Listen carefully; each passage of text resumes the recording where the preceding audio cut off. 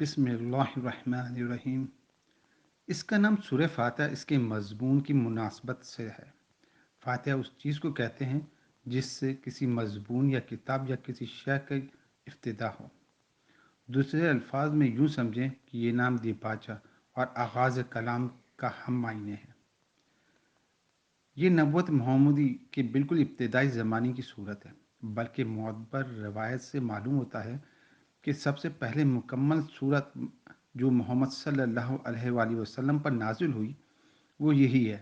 اس سے پہلے صرف متفرق آیات نازل ہوئی تھی جو سورہ علق، سورہ مزمل اور سورہ مدثر وغیرہ میں شامل ہیں۔ دراصل یہ ایک دعا ہے جو خدا نے اس انسان کو سکھائی جو اس کی کتاب کا مطالعہ شروع کر رہا ہوں۔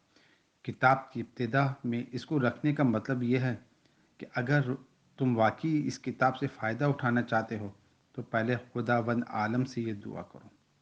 انسان فطرتاً دعا اسی چیز کی کیا کرتا ہے جس کی طلب اور خواہش اس کے دل میں ہوتی ہے، اور اسی صورت میں کرتا ہے جب کہ اسے یہ احساس ہو کہ یہ مطلوبہ چیز اس ہستی کے اختیار میں ہے جس سے وہ دعا کر رہا ہے۔ بس قرآن کی ابتدا میں اس دعا کی تعلیم دے کر گویا انسان کو یہ تلقین کی گئی ہے کہ وہ اس کتاب کو راہ راست کی جستجو میں کے لیے پڑھے، طالب حق کی سی ذہنیت لے کر پڑھے اور یہ جان لے کہ علم کا سرچشمہ خداوند عالم ہے۔ اس لیے اسی سے رہنمائی کی درخواست کر کے پڑھنے کا آغاز کریں۔ الرحمن الرحیم الحمد للہ رب العالمین الرحمن الرحیم مالک یوم الدین إياك نعبد وإياك نستعين اهدنا الصراط المستقيم صراط الذين أنعمت عليهم غير المغضوب عليهم ولا الضالين۔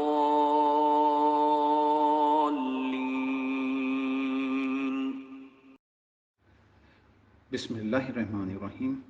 اسلام جو تہذیب انسان کو سکھاتا ہے، اس کے قواعد میں سے ایک قاعدہ یہ بھی ہے کہ وہ اپنے ہر کام کی ابتدا خدا کے نام سے کرے۔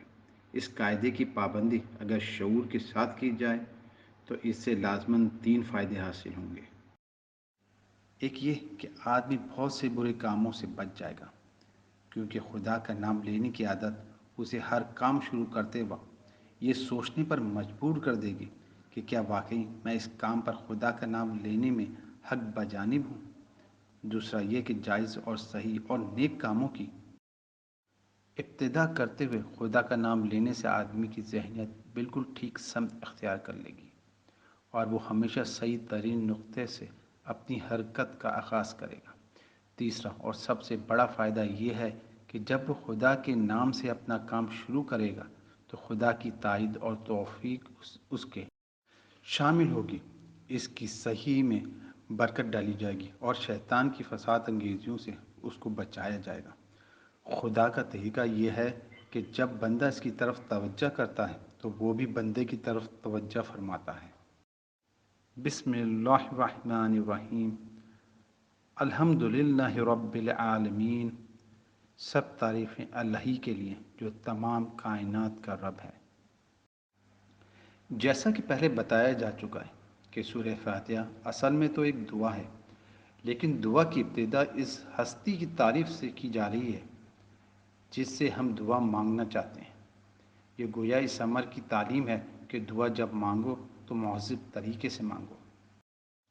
یہ کوئی تہذیب نہیں ہے کہ منہ کھولتے ہی جھٹ اپنا مطلب پیش کر دیا۔ تہذیب کا تقاضا یہ ہے کہ جس سے دعا کر رہے ہو پہلے اس کی خوبی کا، اس کے احسانات اور اس کے مرتبے کا اعتراف کرو۔ تعریف ہم جس کی بھی کرتے ہیں 2 وجہ سے کیا کرتے ہیں۔ ایک یہ کہ وہ بجائے خود حسن و خوبی اور کمال رکھتا ہو، قطع نظر اس سے کہ ہم پر اس کے ان فضائل کا کیا اثر ہے۔ دوسرا یہ کہ وہ ہمارا محسن ہو اور ہم اعتراف نعمت کے جذبے سے سرشار ہو کر اس کی خوبیاں بیان کریں۔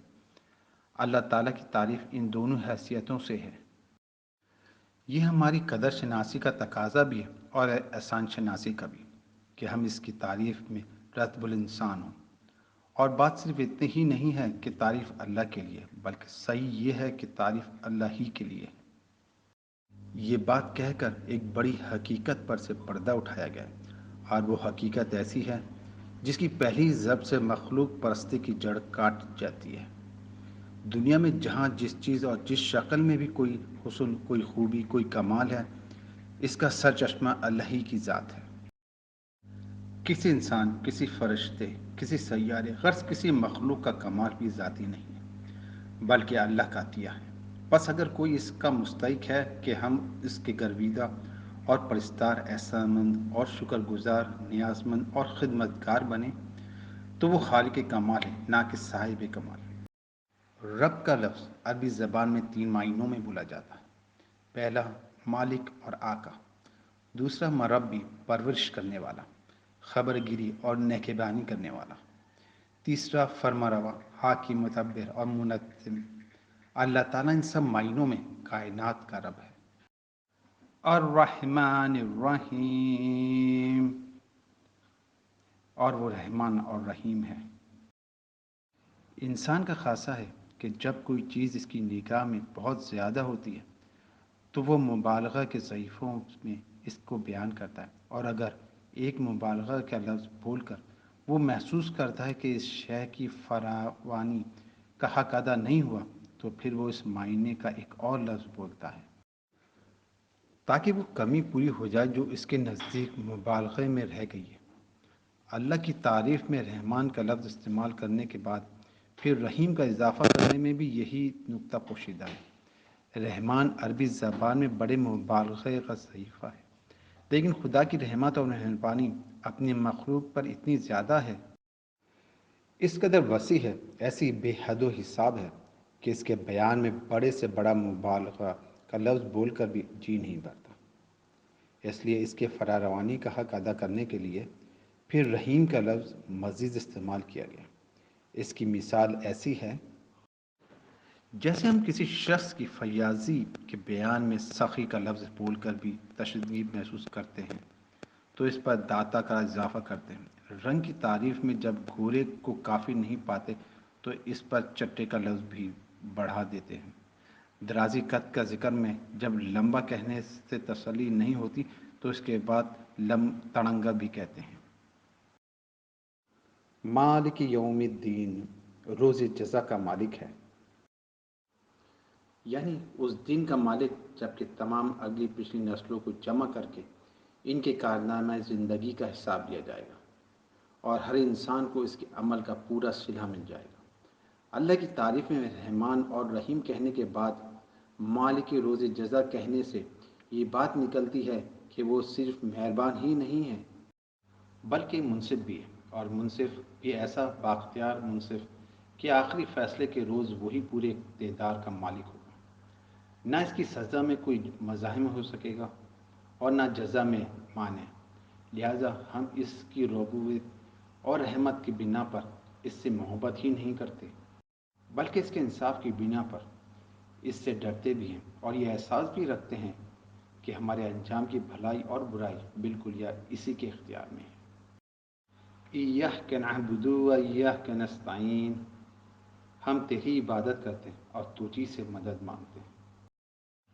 عبادت کا لفظ بھی عربی زبان میں 3 معنوں میں استعمال ہوتا ہے۔ ایک پوجا اور پرستش، دوسرا اطاعت اور فرما برداری، اور تیسرا بندگی اور غلامی۔ اس مقام پر تینوں معنی بیک وقت مراد ہیں، یعنی ہم تیرے پرستار بھی ہیں اور مطیع فرمان بھی ہیں اور بندہ غلام بھی ہیں۔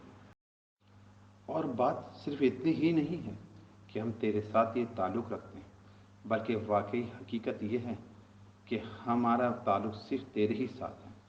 ان تینوں معنوں میں سے کسی معنی میں بھی کوئی دوسرا ہمارا معبود نہیں ہے، یعنی تیرے ساتھ ہمارا تعلق محض عبادت ہی کا نہیں ہے بلکہ استعانت کا تعلق بھی ہم تیرے ہی ساتھ رکھتے ہیں۔ ہمیں معلوم ہے کہ ساری کائنات کا رب تو ہی ہے اور ساری طاقتیں تیرے ہی ہاتھ میں ہیں اور ساری نعمتوں کا تو ہی اکیلا مالک ہے، اس لیے ہم اپنی حاجتوں کی طلب میں تیرے ہی طرف رجوع کرتے ہیں۔ تیرے ہی آگے ہمارا ہاتھ پھیلتا ہے اور تیری مدد پر ہمارا اعتماد ہے۔ اسی بنا پر ہم اپنی درخواست لے کر تیری خدمت میں حاضر ہو رہے ہیں۔ اہدنا الصراط المستقیم، ہمیں سیدھا راستہ دکھا، یعنی زندگی کے ہر شعبے میں خیال اور عمل اور برتاؤ کا وہ طریقہ ہمیں بتا جو بالکل صحیح ہو، جس میں غلط بینی اور غلط کاری اور بدنامی کا خطرہ نہ ہو، جس پر چل کے ہم سچی فلاح و سعادت حاصل کر سکیں۔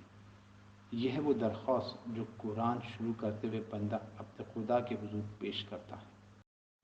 اس کی گزارش یہ ہے کہ آپ ہماری رہنمائی فرمائیں اور ہمیں بتائیں کہ قیاس فلسفوں کی اس بھول بھلیاں میں حقیقت نفس الامری کیا ہے، اخلاق کے ان مختلف نظریات میں صحیح نظام اخلاق کون سا ہے، زندگی کی ان بے شمار پگ ڈنڈیوں کے درمیان فکر و عمل کی سیدھی اور صاف شاہراہ کون سی ہے۔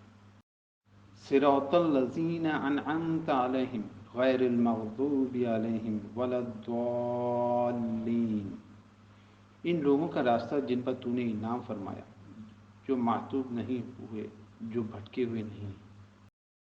یہ سیدھے راستے کی تعریف ہے جس کا علم ہم اللہ تعالیٰ سے مانگ رہے ہیں، یعنی وہ راستہ جس پر ہمیشہ سے تیرے منظور نظر لوگ چلتے رہیں، وہ بے خطا راستہ کہ قدیم ترین زمانے سے آج تک جو شخص اور جو گرو بھی اس پر چلا وہ تیرے انعامات کا مستحق ہوا اور تیری نعمتوں سے مالا مال ہو کر انعام پانے والوں سے ہماری مراد وہ لوگ نہیں ہیں جو بظاہر عارضی طور پر تیری دنیاوی نعمتوں سے سرفراز تو ہوتے ہیں مگر دراصل وہ تیرے غضب کے مستحق ہوا کرتے ہیں اور اپنی سعادت کی راہ گم کیے ہوئے ہوتے ہیں۔ اس سلبی تشریح سے یہ بات خود کھل جاتی ہے کہ انعام سے ہماری مراد حقیقی اور پائیدار انعامات ہیں جو راست روی اور خدا کی خوشنودی کے نتیجے میں ملا کرتے ہیں، نہ کہ وہ عارضی اور نمائشی انعامات جو پہلے بھی فرعونوں اور نمرودوں اور قارونوں کو ملتے رہے ہیں اور آج بھی ہماری آنکھوں کے سامنے بڑے بڑے ظالموں اور بدکاروں اور گمراہوں کو ملے ہوئے ہیں۔